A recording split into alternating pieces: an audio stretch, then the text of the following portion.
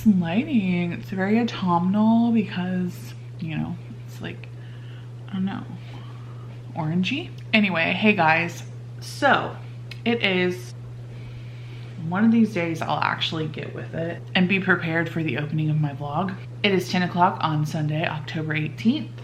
And I decided to start another reading vlog because, you know, it's still October, and even if it wasn't October, I would be reading horror. And in this vlog, I'm going to be reading books about haunted houses. The first book that I'm going to pick up is a classic. It is The Turn of the Screw by Henry James. And this is a novella. It's been described as like a haunted house story as well as a ghost story. And having just finished The Haunting of Bly Manor on Netflix, which this and another, I think one or two other Henry James short stories are based on, and absolutely loving that adaptation. It just made me want to read it even more. I actually started to read this before I watched the Netflix adaptation, and I wasn't hating it, but it was just it is very wordy. Like, I don't need a soliloquy in between every other sentence in a conversation. You know, it's just like, The next haunted house novel that I'm gonna pick up is Hell House by Richard Matheson. This is, oh, I didn't even say what The Turn of the Screw is about. Hold on. The Turn of the Screw is about this governess. And she applies for this governess position for two young children living in the English countryside, living in this huge manor in the English countryside that has servants and, you know, all that stuff, but their parents died recently, so they need someone to teach them and care for them. And then, you know, spooky things start happening in the house, and the governess is like, what's going on here? Or rather, what is going on here? And then the governess gets like all freaked out, and the kids are acting super weird, and yeah, that's what it's about. I have a candy pumpkin. So the next haunted house book that I'm going to read is Hell House by Richard Matheson. This is about a house called the Belasco House, and it is regarded as the Mount Everest of haunted houses. There have been 2 previous expeditions of this haunted house that ended horribly. They ended in like murder and suicide, and it's just infamously haunted. And in this story, a group of new investigators want to go check it out. And you know, things are going to go horribly wrong, and they're going to either, if they didn't believe before, they're going to believe now. If they survive, that is. The final haunted house book that I'm going to be reading for this vlog is Burnt Offerings, which I do have a physical copy of. I just don't know where the hell it is, so I'll put a picture up here. But this is a haunted house novel that is about a couple that live in New York City, and they want to have a break from the city, so they rent this manor in the countryside, and it's like $800 for a season, so that's like 3 months. It's an incredibly good deal, and the only thing they have to do is prepare meals for an old woman who lives in the house. But as you do, at least with haunted house books, things start getting weird, and they quickly realize that, okay, maybe there's a reason why this was too good to be true, because it is too good to be true. Haunted houses are one of my favorite horror tropes, and I'm so excited to read these. They've all been on my TBR for years, and I'm just really looking forward to getting into them. I'm gonna start with The Turn of the Screw, and yeah.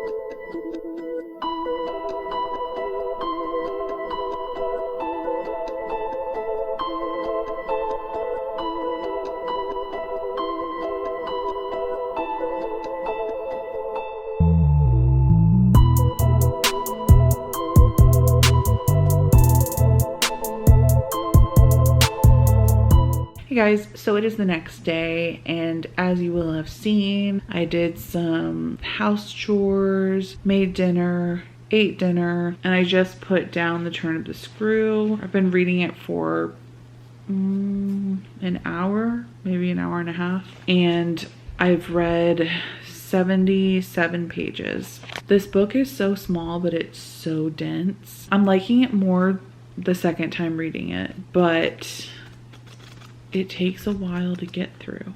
Having said that, I expect that I will be able to finish this tomorrow, I hope. I have enjoyed reading this, I think even more since I've watched the Netflix adaptation, but I'm really looking forward to finishing it so that I can read The Turn of the Screw by Ruth Ware. It's a book that I've owned for a while, but I wanted to read the original source material first, so I'm looking forward to that. I'm not going to do that for this vlog, but I'll definitely do that in the near future.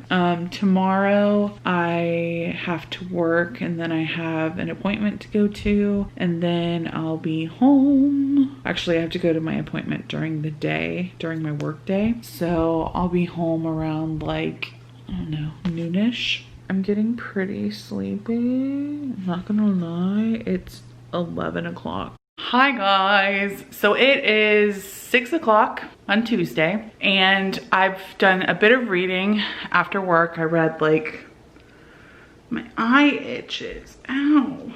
I read like, I don't know, 15 pages of The Turn of the Screw. I have about 30 pages left. So while I wait for my dinner to heat up, because I am an adult, I'm gonna try to finish it. So let's do this. Also, cool fan, right? Right, I know, I know. Our air conditioning was screwed up for about a week. It's great, it was awesome. In Florida in October, living the life. Oh, my throat kind of feels sore. Hopefully not the Rona. I hate the lighting in my room. It sucks so much. But what else? Hi guys. So it is 10 o'clock and I just finished The Turn of the Screw. This was a doozy. I think my rating is gonna be a 3.5 out of 5 stars. It's not that I didn't like it. Well, I don't know if I liked it. The story and the premise, really good, really strong. It couldn't be without, you know, earning as many adaptations as it has. It could not be. But I just felt like the writing was like, whenever people hear about classics and they're like, oh, I don't want to read that, it's a classic. I feel like this book kind of defines that just because the writing was so much. I just feel like he could have gotten his story across using a lot less wording, which is kind of ironic considering this is a short story. But I don't know, overall, maybe I wasn't in the right headspace for it. Maybe it's really an easy to read classic and I wasn't here for it presently, which it happens. Like sometimes, there are many times I've read books and then I've gone back and reread them and it was like I wasn't in the right frame of mind and I enjoyed them so much more the second time. So maybe that will happen with this. I mean, excuse me, the Queen beckons. She's the bane of my existence. Ow. You smell like cat litter. Anyway, so I've read that. Gonna move on and I'm going to read Burnt Offerings. I have a physical copy of it, but I have no idea where it is. I literally just had it to do my October reading plans video, but I can't find it anywhere. So I bought it on my Kindle. I also bought Mexican Gothic, which just came out like a month ago, and you can buy it for $2.99 on Kindle, or you could when I filmed this vlog. So that was freaking amazing. I'm really looking forward to reading that one. It's like a horror that follows a Hispanic cast of characters, so that's cool. Also, if you guys didn't know, Burnt Offerings is actually a book that Stephen King has said inspired The Shining. So I'm really looking forward to reading it. I'm hoping it's gonna be amazing. So yeah, time to dig in and see. Have you ever seen anything more precious? Oh my gosh. If your answer is anything but no, you can just leave right now. Hey guys, so it is later, and by later I don't mean a couple hours, a couple days, a couple weeks. It's basically November 14th today.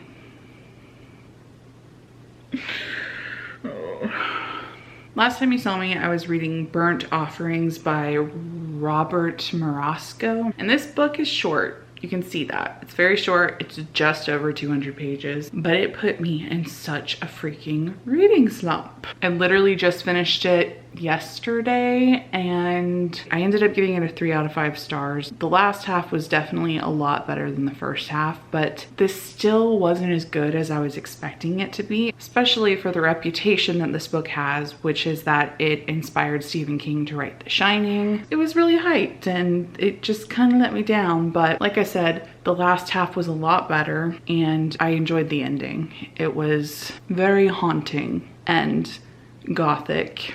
I liked that. So I ended up giving it 3 out of 5 stars. I don't know why I don't have my glasses on. Oh wait, yeah, I do, because I just got a new prescription and it sucks and it's giving me headaches. So it's not a fun time. Where did I put Hell House? So I'm currently reading Hell House by Richard Matheson and I'm just, whoops. I'm like 70, almost 80 pages into this. It's giving me like Hill House vibes a bit. I mean, it feels dated because it was written in the 70s, you know, that makes sense. Not saying that's a bad thing, but so far I'm just like, I don't know. I don't really know how I feel about it yet. It's kind of too early to tell. I don't really have a lot of plans. I've been watching YouTube videos all day. So my plan is to read tonight. Yeah, read Hell House. That's the plan. That's what's up. That's what's gonna happen. All right? Okay. Time to get nog-faced. This shit is bananas. I know technically it's not eggnog. You know what? No. I'm one of the people that the day after Halloween, November 1st, it's Christmas time. It's Christmas time. All right, so it is 8:30 and I'm gonna start reading I almost said Hellmouth.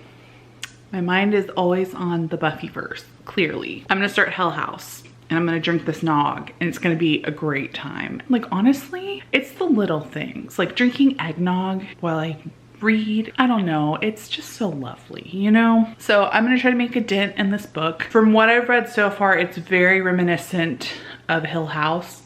It's a group of people coming together to this infamous haunted house trying to prove the existence of evil or ghosts or immortality, all of the above. It's told over the course of like 4 or 5 days, and the last day is Christmas Eve on 1970. So it's kind of Christmassy. I mean, I don't really, so far it's not, but you know, it takes place during the winter Christmas season. What is happening? So yeah, I'm gonna start reading now and I will check back in with you guys once I've done some more reading. But first, more eggnog.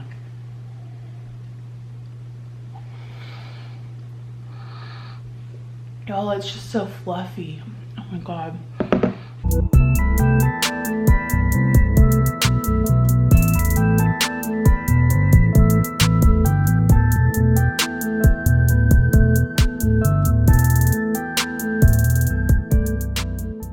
I drank too much eggnog and I'm going to bed now. Hey guys, so it's the next day. I got nog-faced. Just gonna say that right now. It was great. It was so great. But I did manage to finish Hell House today and I ended up giving it, I don't know.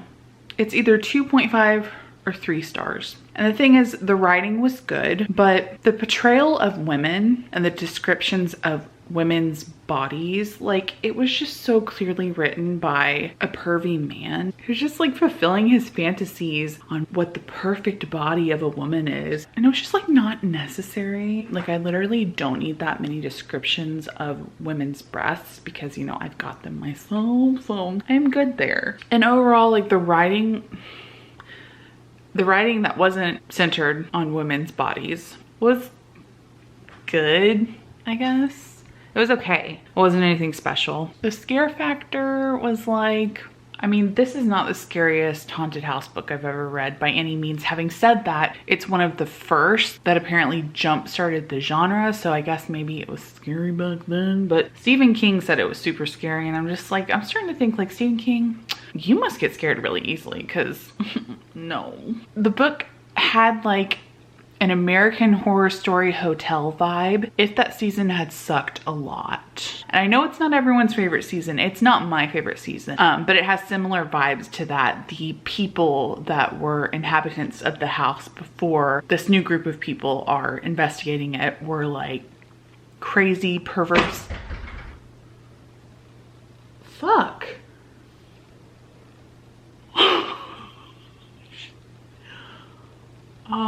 Okay, maybe my house is haunted. That was creepy. Anyway, the house was owned by basically a sort of cult that did perverse things and had orgies like a cult does. And I don't know, I felt it to be a bit underwhelming. I actually felt every book and this vlog to be pretty underwhelming. So you know what I'm gonna do? I'm gonna ask you guys to please recommend me some decent haunted house books, because these ones, they weren't it. They just weren't. And I'm looking at my shelves right now and I have some more. I've got Home Before Dark, which I need to read, but I think I want to read the 2 other Riley Sager books that I have to read first. Because if I can read an author and publication order, I try to. But I have Home Before Dark, House of Leaves. I haven't read that one because it's kind of intimidating. Is the Haunted by Danielle Vega one? I'm not sure. There's Someone Inside Your House. I'm assuming that's like a home invasion story.